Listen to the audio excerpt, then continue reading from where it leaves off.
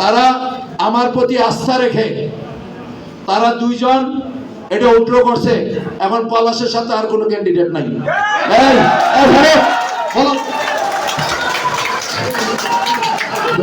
সিদ্ধান্ত মেনে নিলাম।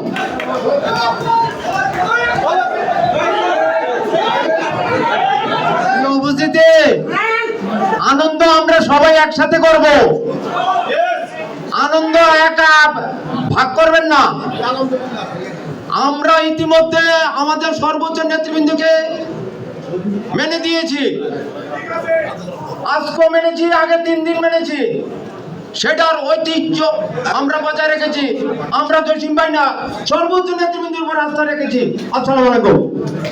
সুশান্ত জানে আপনারা যান। এখন তো বিনা প্রতিদ্বন্দ্বিতায় পলাশ অলরেডি সাধারণ সম্পাদক নির্বাচিত, নাকি আমাদের সদস্য সচিব স্যার? একটা তালি হবে। বসেন। আমি আপনার কাছে বিনয়ের সহিত অনুরোধ করি, আপনি আমার কথা মানেন। ঘোষণা দেন।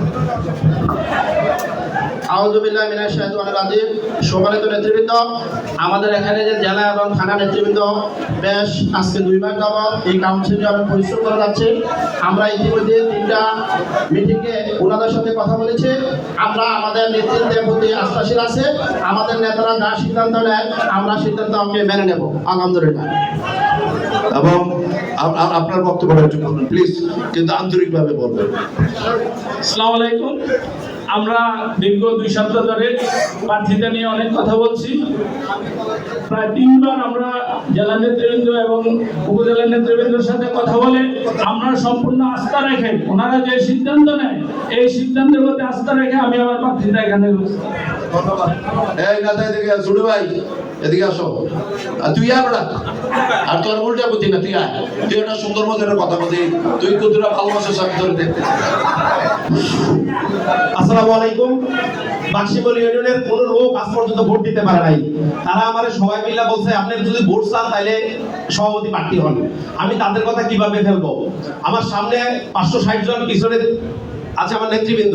আমি 560 জনের ছেড়ে দিয়ে বাক্সমূল ছেড়ে চলে যেতে পারবো না, তাই আমি ভোট চাই। আচ্ছা তুমি ভোট চাও, ওকে। আমি জেলার নেতৃবৃন্দের সিদ্ধান্ত মানি এবং থানার নেতৃবৃন্দের সিদ্ধান্ত মানি।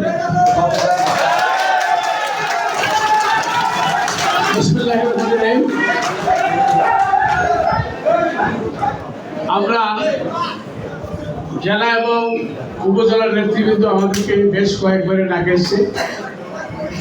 আমি বলেছি আপনারা যে সিদ্ধান্ত দেন আমরা